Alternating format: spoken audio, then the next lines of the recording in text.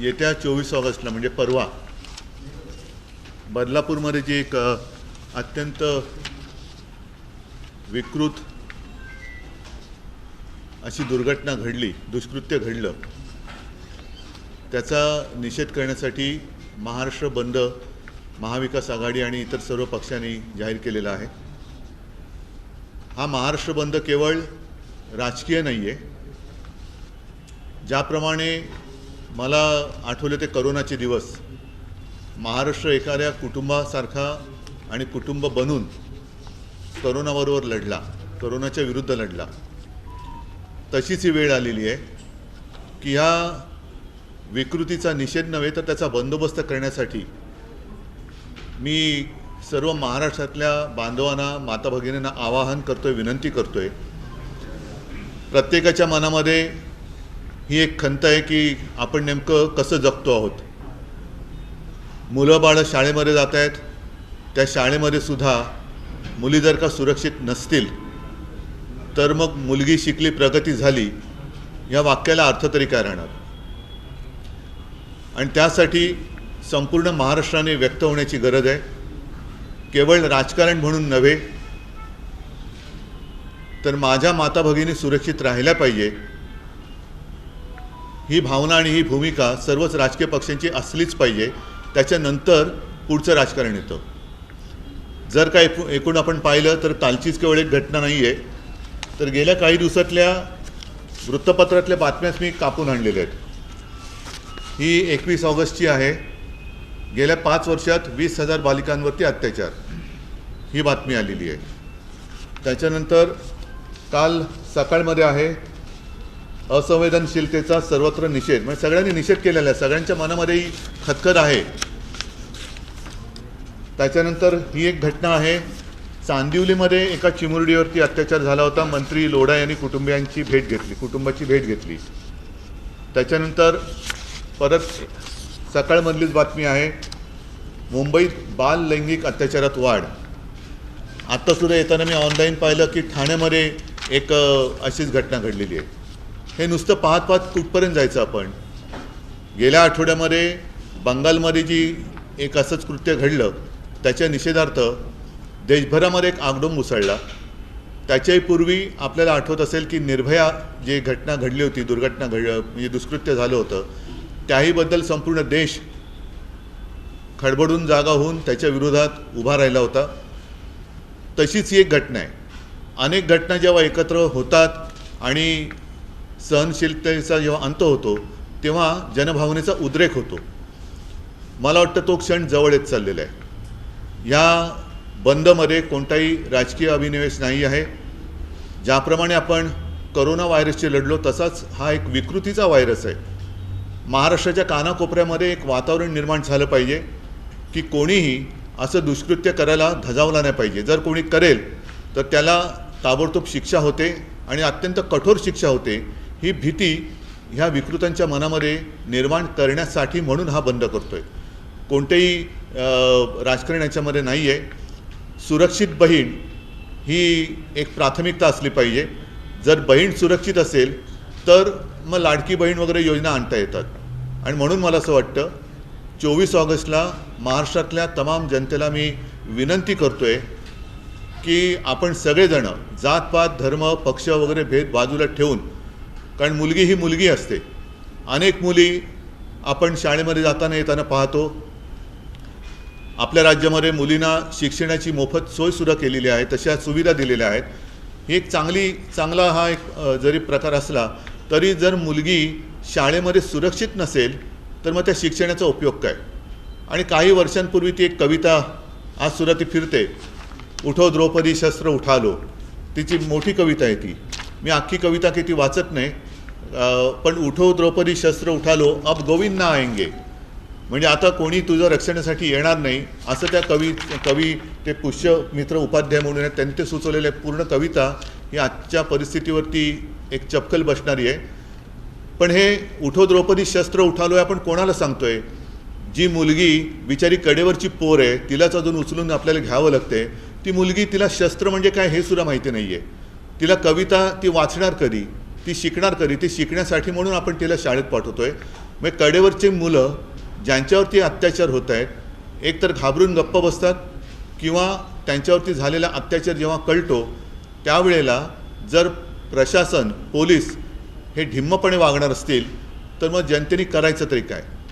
हे परवापासून जे काही घडतं आहे हा जनतेचा उद्रेक आहे, जनतेचा उद्वेग आहे आणि त्या उद्वेगाला वाचा फोडण्यासाठी हा 24 ऑगस्टचा बंद आपण करतो. हा बंद परत एकदा सांगतो कोणत्याही राजकीय पक्षाचा नसून हा माझ्या बहिणीचा माता भगिनीच्या रक्षणासाठी आपण किती जागरूक आहोत हे दाखवण्यासाठी हा बंद आहे. केवळ राजकीय कार्यकर्त्यांनी याच्यामध्ये यावं असं नाही आहे, तर स्वतःहून, म्हणून मी करोनाचा उल्लेख केला की स्वतःहून हा बंद पाळला पाहिजे. तर आपण सगळे एक होऊन या विकृतांना सुद्धा एक मनामध्ये दहशत आपण बसवू शकतो आणि त्यासाठीच ह्या उद्वेगाला आणि उद्रेकाला वाचा फोडण्यासाठी हा पर्वाचा बंद आहे. बदलापुरात जो जनतेचा उल्लेख बघला बघा राजकारण आहे कारण आणि विरोधकांनी सर्व कार्यकर्ते ह्या बंदमध्ये होते असं त्यांनी असं कोण म्हणते? मुख्यमंत्री म्हणतात की मला वाटतं त्यांच्या बहिणीचे मुळामध्ये त्यांनी सांगितलं त्याच्यामध्येच त्याचं उत्तर आहे.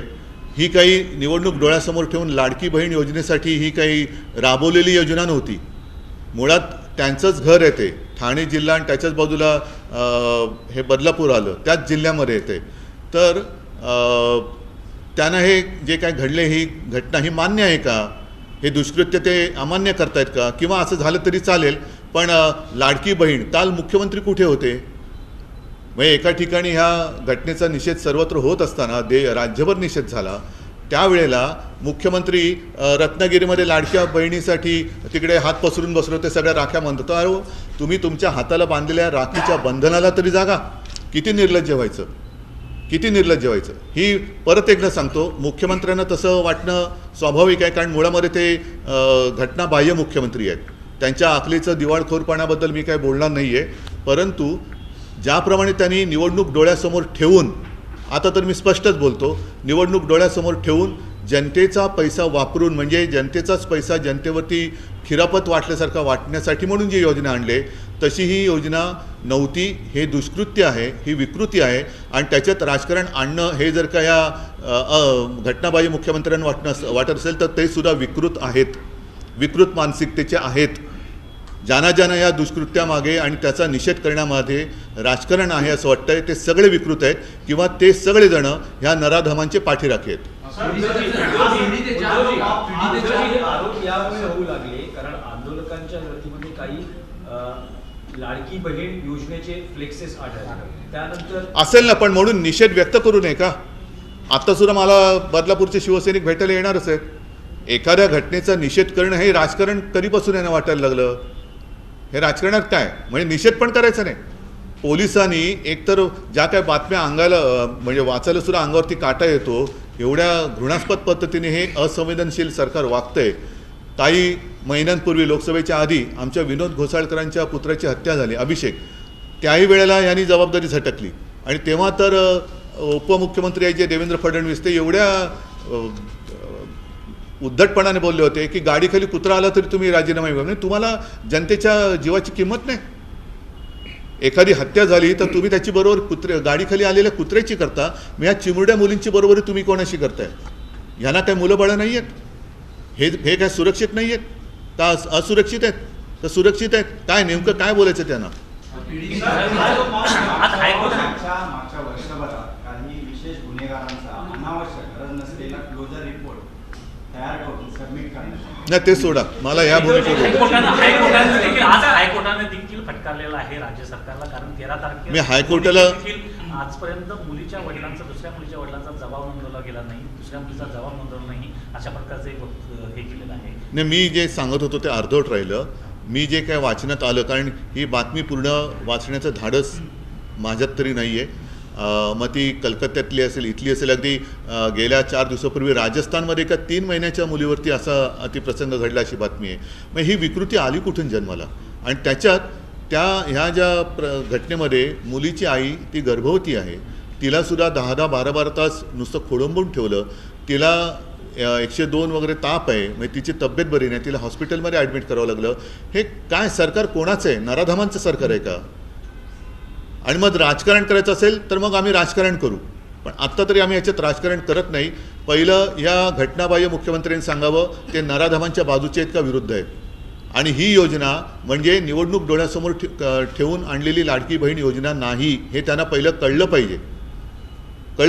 म्हणजे कालसुद्धा खरं ते तिकडे पोहोचायला पाहिजे होते, पण हे रत्नागिरीमध्ये डामडौलामध्ये बसले होते आणि किती अर्धा डझन मंत्री कितीतरी ST गाड्या तिकडे आणल्या गेल्या होत्या. म्हणजे पैसे देऊन गर्दी करायची, त्याच्यामध्ये रेकून भाषणं ठोकायची. आणि हे बघा ना, मुख्यमंत्री यांच्यासह अर्धा डझन मंत्री आज रत्नागिरीत कालची आहे आणि त्यांच्याबरोबर गुलाबी जॅकेट पण होतं. म्हणजे हा काय फॅशनचं चाललं आहे कपडे वेगवेगळे रंगीबेरंगी घालायचे, राख्या बांधून घ्यायच्या, योजना मागून योजना आणायच्या आणि जनतेच्या खऱ्या ज्या काही व्यथा वेदना आहेत त्याच्याकडे दुर्लक्ष करायचं. हे असंवेदनशील सरकार आहे. आणि जर त्यांना असं वाटत असेल ह्याच्यात राजकारण आहे तर असं बोलणारे सुद्धा विकृत आहेत. हा शब्द मी पुन्हा सांगतो. संस्थाचालक हा भाजपचा पदाधिकारी असल्यामुळेच अशा प्रकारचा गुन्हा दाखल करण्यास वेळ झाला, नोंदी करण्यास वेळ, दखल घेण्यास वेळ झाला. गृह खात्याकडून दबाव आला असेल असं वाटतं का? ह्याच्यामध्ये पोलीस आयुक्त कोण आहेत? त्या परिसराचे पोलीस आयुक्तांचं काय नाव आहे? डुमरे. मग त्यांचं डमरू का वाजलं नाही याच्यामध्ये? पोलीस आयुक्त कुठे आहेत?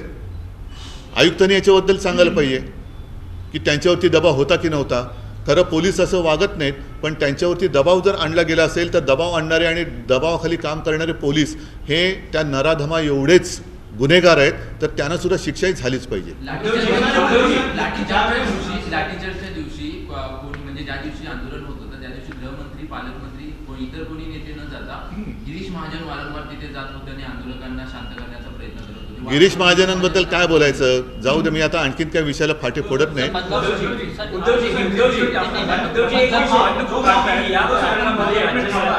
SIT स्थापन केलेली आहे, फास्ट ट्रॅकच्या माध्यमातून या प्रकरणाचा सोक्ष होणार आहे. मुख्यमंत्र्यांनी असं म्हटलंय की 2 महिन्यापूर्वी अशीच एक घटना घडली होती, त्या प्रकरणातही SIT फास्ट ट्रॅक स्थापन करून मला असं वाटतं फाशीची शिक्षा न्यायालयामार्फत दोषींना देण्यात आली किंवा तशी जाहीर ती जी फाशीची शिक्षा त्यांनी म्हटलं फाशी दिलं गेलं तर त्याच्याबद्दल एक SIT नेमा आणि कोणाला फाशी दिलं आणि कोणती प्रसंग घटना होती त्याची माहिती काढा. त्याच्यासाठी एक वेगळी SIT नेमा आणि त्या SITच्या माध्यमातून असं कोणाला फास्ट ट्रॅकवरती ती केस चालून फाशी दिले गेले ते सुद्धा एक संशोधन करा.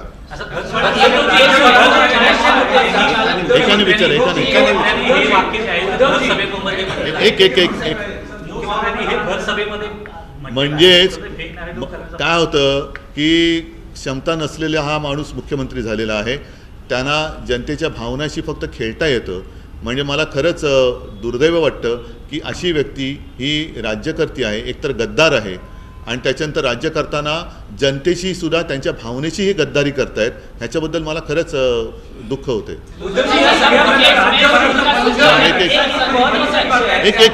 एकच कोणी काही करू नये याचीही जबाबदारी झाली. कारण प्रणितीताईंनी असं म्हटलं होतं की आग लागली पाहिजे होती, याचे क्रिटिसिझम होतं. कसं याचं बॅलन्स आंदोलन करण्यापेक्षा आग लावली पाहिजे होती. नाही, कोणी शिंदे यांचं विधान नाही. माझं म्हणणं आहे की आताताई पाऊल उचलण्याचा विचार केव्हा येतो? ज्या वेळेला जी एक यंत्रणा असते तिच्याकडनं प्रतिसाद मिळत नाही. जर त्या मुलीच्या पालकांची दखल वेळेत घेतली गेली असती, त्या गुन्हेगाराला वेळेत अटक झाली असती तर हा विचार कोणाच्या मनात आला नसता.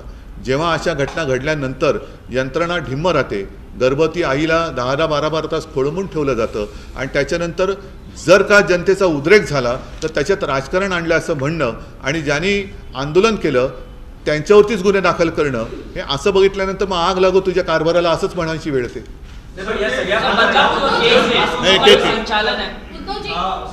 माहितीचं म्हणणं आहे की हा जो मॉब होता तो मॉब अचानक आला आणि त्या मॉबला कुठे ना कुठे राजकीय लोकांचा जो सपोर्ट होता. बरं, क्षणभर असेल, काय चुकलं त्यांचं? म्हणजे निषेध पण करायचं नाही. जर ते उतरले नसते तर गुन्हा दाखल झाला असता का? काल सुद्धा आमच्या सुषमाताई जाऊन बसल्याच ना, त्या बसल्यानंतर तो तिथला दुसरा नालायक वामन म्हात्रे त्याच्यावरती गुन्हा दाखल झाला, नाही तर तो सुटलाच होता.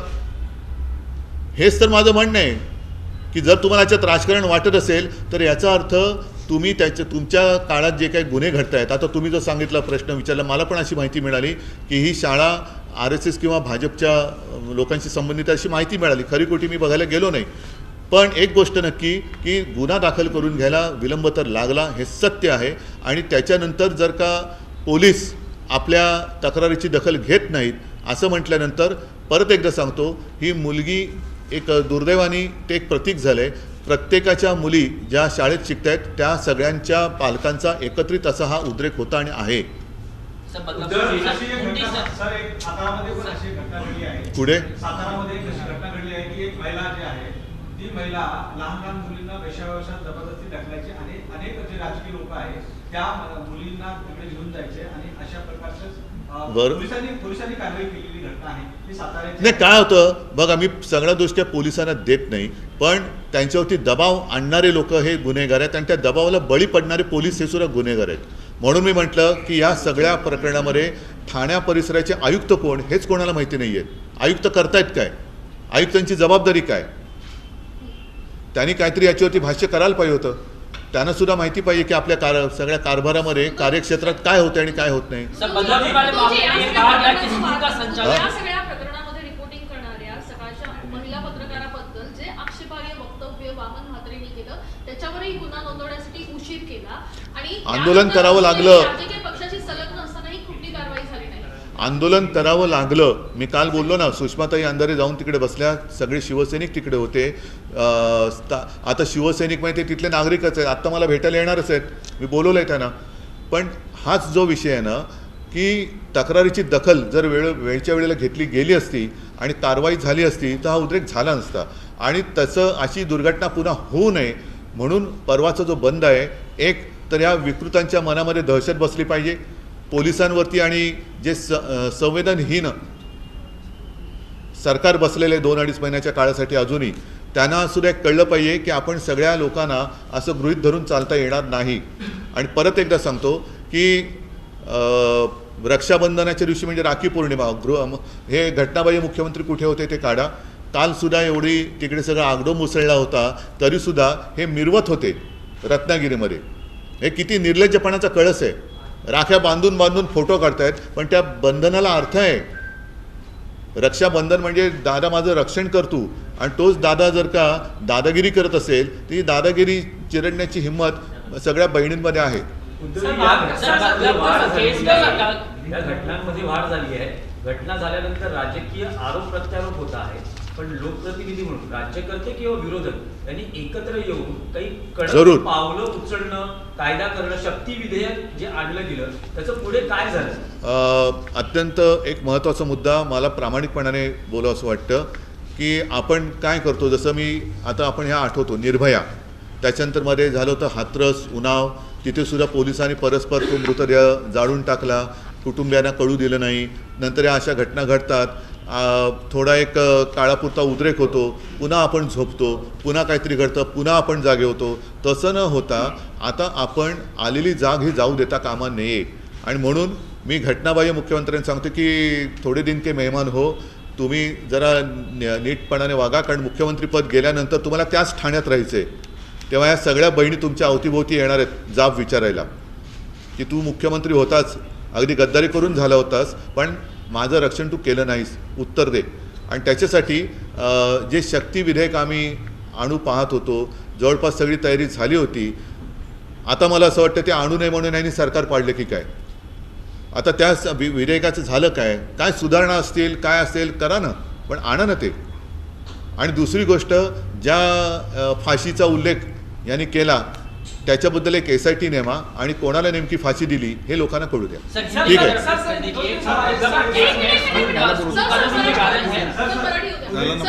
अक्षय शिंदेच्या कुटुंबाशी संपर्क साधला असता ते असं म्हणतायत की आम्हाला फसवलं गेलं आहे, अक्षय निर्दोष आहे, आम्हाला फसवलं गेलं आहे. त्या ठिकाणी महिला सेविका देखील होत्या, पण अक्षयने असं कृत्य केलं नाही, आम्हाला फसवलं गेलं असा वारंवार उल्लेख ते करतात. मी काही इकडे न्यायमूर्तीच्या भूमिकेत बसलेलं नाही आहे.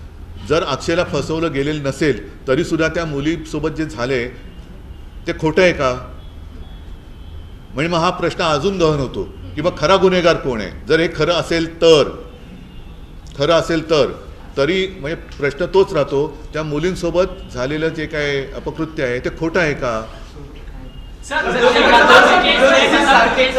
महाराष्ट्र बंद करतात, स्वरूप नेमकं काय असणार, सगळे पक्ष एकत्र येऊन आंदोलन. मी सगळ्या नागरिकांना आवाहन करतोय, सर्व नागरिक, कारण केवळ राजकीय पक्षांच्याच मुली किंवा मुलं शाळेत शिकतात असं नाही आहे. अगदी ग्रामीण भागातली सुद्धा मुली, त्यांना तुम्हाला आठवते काही वर्षांपूर्वी शाळेत जाताना, घरापासून शाळा लांब होती, त्या शाळेत त्या मार्गामध्ये एका मुलीवरती हा प्रकार घडला आणि महाराष्ट्र पेटला होता. ही घटनासुद्धा तेव्हा खूप मोठी झाली होती, महाराष्ट्र पेटला होता.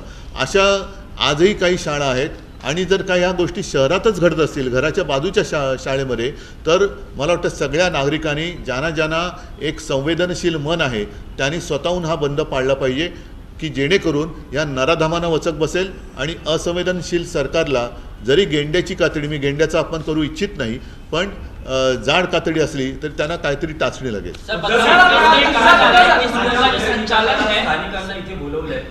नाही, त्यांनी आज भेटायला, आता त्यांनी मला आज येऊन भेटायची इच्छा व्यक्त केली. मी जरूर जाईन, पण आत्ता त्या कुटुंबियांना मी त्रास देऊ इच्छित नाही. पण मी जाईन जरूर जाईन, पण मी त्या कुटुंबियांना काही त्रास देऊ इच्छित नाही, कारण त्यांची मानसिकता आपण समजून घ्यायला पाहिजे. त्यांच्याबरोबर माझं बोलणं झालं, ह्या सगळ्या गोष्टी असतात, तर त्याच्याबद्दल मी काही जास्त बोलू इच्छित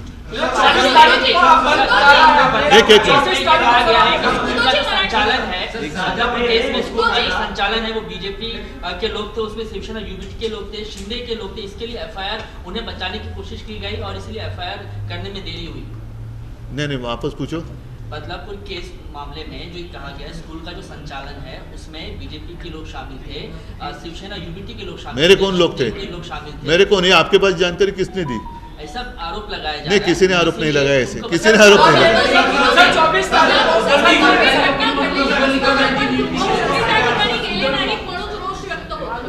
मी तेच सांगतोय परत, गृहमंत्री तर कोणतीच जबाबदारी घ्यायला तयार नाही आहेत. काही महिन्यांपूर्वी आमच्या अभिषेकची हत्या झाल्यानंतर त्यांचा आम्ही राजीनामा मागितला होता. त्यावेळेला ते अत्यंत निर्घुणपणाने बोलले होते की गाडीखाली कुत्रा आला तरी तुम्ही आमचा राजीनामा मागाल. तर ज्यांना आपल्या जनतेच्या जीवाची काळजी नाही, ती बेपर्वाई असणारे हे गृहमंत्री आहेत. दुसरे जॅकेटवाले गृहमंत्रीसुद्धा कुठे फिरतात माहिती नाही, आणि आमचे घटनाबाह्य तर काय ढोल पिटत फिरतातच आहेत. त्याच्यामुळे ह्या सगळ्यांना जमिनीवरचा आक्रोश हा कळला पाहिजे. म्हणून मी परत एकदा महाराष्ट्रातील तमाम जनतेला हात जोडून विनंती करतोय की कोणतेही राजकारण न आणता आपल्या घरातल्या मुलीबाळींचं रक्षण करण्यासाठी आता आपल्यालाच पुढे यावं लागेल, आणि त्याच्यासाठी आपण जागे आहोत. या विकृत नराधमांना दहशत बसवण्यासाठी, तक्रार न घेणाऱ्या पोलिसांना सुद्धा टाळ्यावर आणण्यासाठी, आणि शासन तर घालवलंच पाहिजे. तर त्याच्यासाठी आपण आता जागे व्हा आणि ही जाग आता जाऊ देऊ नका.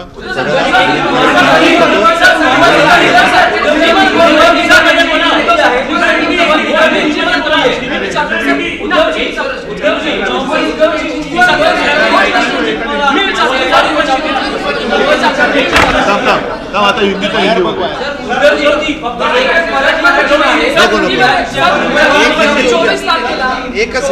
हिंदी 24 तारीख को अपने महाराष्ट्र जो बंद की आपने घोषणा की है, किस तरीके से पूरा बंद होगा? खासकर लोगों में बहुत रोष है, गुस्सा है, जो हमने बदलापुर में उस दिन भी देखा, अभी भी लोगों में गुस्सा है. लेकिन सरकार जो है, सरकार की ओर से, मुख्यमंत्री की ओर से राजनीतिकरण हो रहा है, इस तरह की वो आरोप लगा रहे हैं. क्या कहेंगे? जो भी घटना हुई है सिर्फ उसकी निंदा कर होने वाली बात नहीं है. हम देखते आ रहे हैं कई दिनों से. मैंने अभी जो मराठी न्यूज़पेपर में जो खबरें आई हैं पिछले कुछ दिनों से, ये घटना लगातार बढ़ती जा रही है. आज भी आते आते मैं ऑनलाइन पढ़ रहा था, ठाणे में ऐसा कुछ हुआ है, जहाँ हमारे जो घटनाबाह्य मुख्यमंत्री जी है उन्हीं का वो थाना वहाँ रहते हैं वो. तो अब हमें चुप बैठना मतलब नामर्दानगी है. और जब भी ऐसी कोई आपत्ति होती है तो सारे लोग जाग जाते हैं, एक 2-4 दिन सारी बातें करते हैं और बाद में हमेशा के जैसे ठंडे हो जाते. तो अब हमें ठंडे रहकर कुछ होने वाला नहीं है. और इसलिए मैं सारी महाराष्ट्र की जनता है, जिसमें मेरी माँ, बहनें, सब कुछ, सारे लोगों को मैं विनती कर रहा हूँ, आप लोगों के लिए, आपकी बच्ची है, आपकी बहन है, आपकी माँ है, उनकी सुरक्षा के लिए अब ये जो सरकार है हिल नहीं रही और राजनीति कर रही है, राजनीति के आरोप लगा रहे हैं. तो उनको उनकी जगह दिखाने के लिए 24 तारीख का जो बंद है, जैसे हमने कोरोना के साथ एक जंग छेड़ी थी और महाराष्ट्र एक परिवार जैसे उसके साथ लड़ा था, तो अब हम परिवार बनकर ही इस विकृति का सामना करेंगे. सर, लाडली बहना सरकार ने लाया हुआ है, लेकिन महिलाएं सुरक्षित नहीं है. सरकार मतलब जिस तरीके से योजना का पूरी तरीके से एक ढिंढोरा पीटा जाता है, अगर आप लेकिन महिलाएं सुरक्षित नहीं है, तो इस योजना का सचमुच कोई मतलब है लगता है? हमारे लिए तो सुरक्षित बहना इसी को प्राथमिकता है और रहेगी। और जिस तरीके से ये जो सरकार चल रही है और जिस तरीके से वो सरकार चला रहे हैं, इनको लगता है कि योजना हम डिक्लेयर कर दें, महिलाओं के खाते में आने वाले 1-2 महीने में अगर पैसा डाले तो सारे महिलाओं की वोट जो है वो मिलेंगे। ऐसे नहीं होगा। महिला सुरक्षा चाहती है, महिला सुरक्षा चाहते हैं और वो हम उनको दे देंगे। दो स्टेटमेंट्स को आप कैसे देखते हो? एक मुख्यमंत्री जब ये बोल रहे हैं कि जो प्रोटेस्ट बदलापुर में हुआ वो पॉलिटिकली मोटिवेटेड था, और प्रणीति शिंदे ये बोल रही है कि आग लगानी चाहिए थी। दो स्टेटमेंट। पहले जो आपने कहा, दुर्भाग्य है हमारे ये मुख्यमंत्री है, उनका जो स्टेटमेंट है इसमें राजनीति है, तो उनके मानसिकता विकृत है। जिस तरीके से ये जो दुष्कर्म किया है उसकी मानसिकता विकृत थी, वैसे इसमें राजनीति है ऐसे कहने वालों की मानसिकता भी विकृत है। और प्रणीति ने जो कहा है ये कब होता है? जब पूरे हम कहते कि पुलिस, ये जो बच्ची थी उसकी माँ और पिताजी वहाँ गए थे तो 10 घंटा 12 घंटा उनको ऐसे ही बेदखल किया गया था, उनकी कोई तकरार लेने के लिए तैयार नहीं था। और उसकी माँ तो गर्भवती है, अब वो हॉस्पिटल में उसको भर्ती किया गया, बुखार भी था, तेज बुखार था। सीधे रास्ते से अगर न्याय नहीं मिलता है तो लोगों की मानसिकता हो सकती है कि आग लगे तेरे जो कारोबार चल रहा है उसको, आग लागो तुझा कारोबाराला। तो ये तो मानसिकता हो सकती है, और इसको अगर आप राजनीति कहते हैं तो ऐसे लोग विकृत है।